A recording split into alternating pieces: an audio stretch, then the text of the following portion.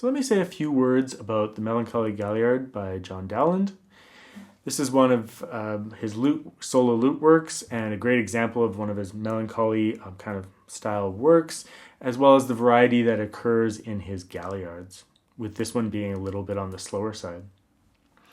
So I have the guitar tuned down to the relative lute tuning, so that's the third string tuned down to F sharp, and then I have a capo on the third fret, which puts us into relative lute tuning.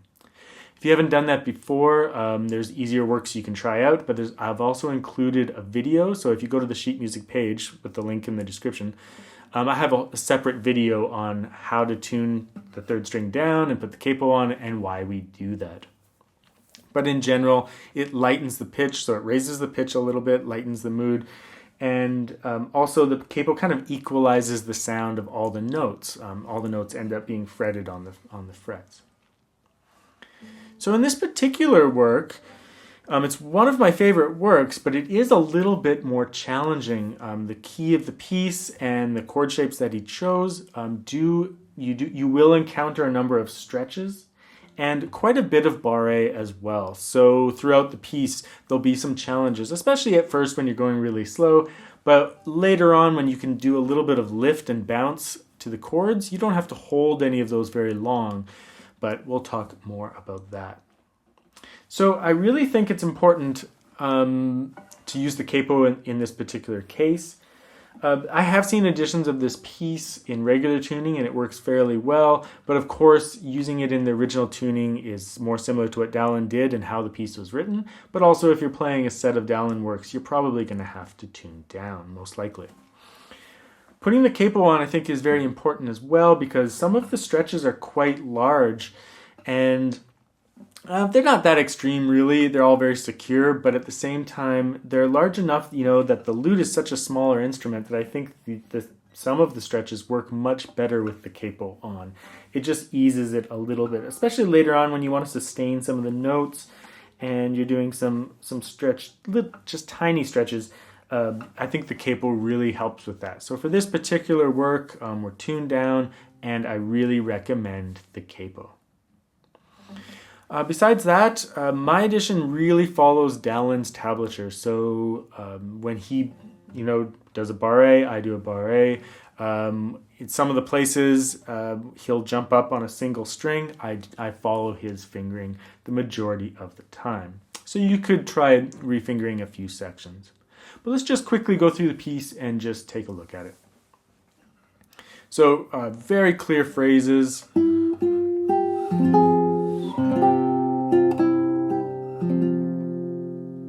And then here's your first stretch.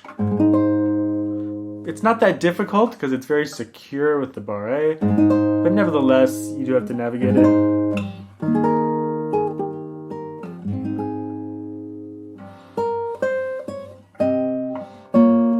So quite a bit of jumping around. So here I did the barré with 2 and 4. That way I could stain while I grab this A, but feel free to just use your third finger there. It's much easier.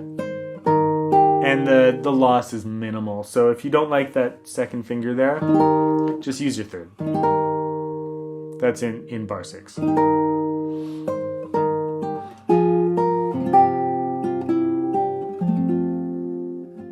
Just remember, after you get to the arrival of the cadence, that second chord always just completely downplay it. Soft. And then, so he does a little division on that, so like a little variation on that same section. So same music, a little bit of variation and figuration. Same chord shapes though.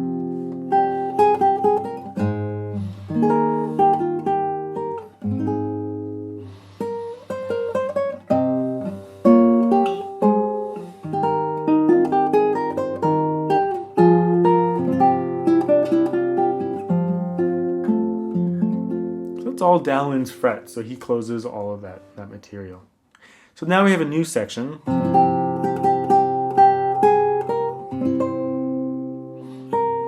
If you want to sustain those notes longer, you could use 3 here, but then you have to jump it. So I use my 4th finger, it cuts a little bit of the sustain of the chord.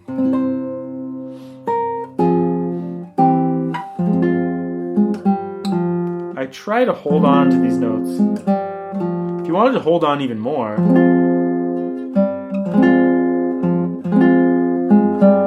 you could close it all, but then you'd lose some of the bass sustain, so probably just follow what I did.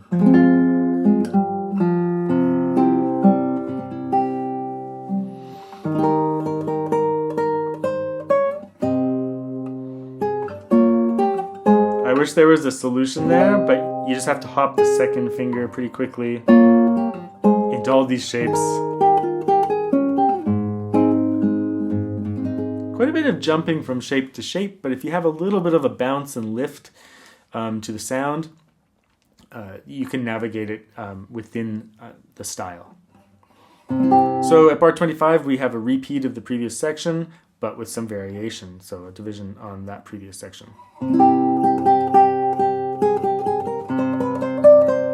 So like there's an example. I follow Dowland's fingering. If you wanted, you could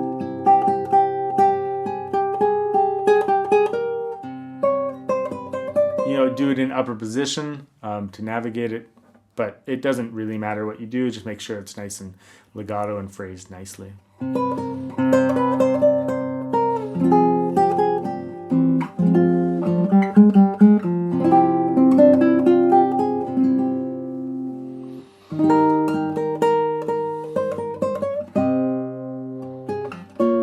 Same chord shape there. If you want to add a little ornament in, I just did just a little trill on that C. Then this next section at 33, when you're first learning the piece, you'll probably find it pretty difficult, but I think it gets easier as you get faster. You can have this little bit of a little bit of detachment, but it's very soft detachment. It's not like a staccato. It's just like a little bit of a bounce and lift, which really makes those chord changes a little bit more easy to navigate and gives it a nice stylistic touch.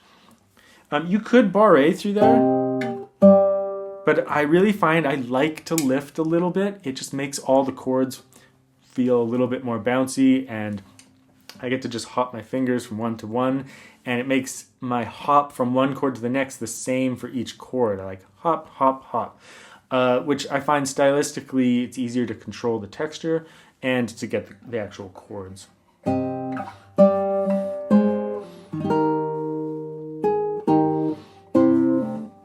Lots of barre, but again, once you get it up to speed and you have a little bit of that lift, it's just so much easier.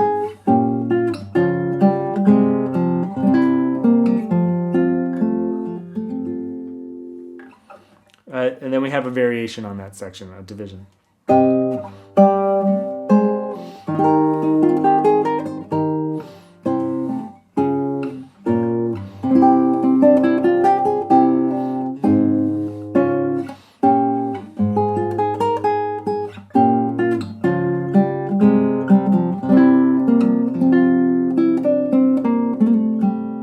You don't have to do that ornament on the F sharp there, but it's a very melancholy work, but at the same time he does cadence in the major key quite often. So even in major keys, though, Dowland can sound kind of sad. So it's a lovely piece. The tempo could go faster or slower. In general, I would say the performances I've heard by professionals, both lute and guitar, are generally even slower than mine. So, but I find it kind of hard to have like a consistent texture and not to get too bogged down in the chord shapes unless I have a little bit of momentum to the phrase. So I like it just a little bit faster. And it's a Galliard, but there's a lot of variation in his Galliards, but I do want to push it a little bit. So you could go quite a bit faster or slower. It just depends on how you want to play, whether you want a little bit of bounce or you want total legato, but you can just experiment with that and listen to lots of examples of lute players. It's a very popular work, so there's no shortage of examples.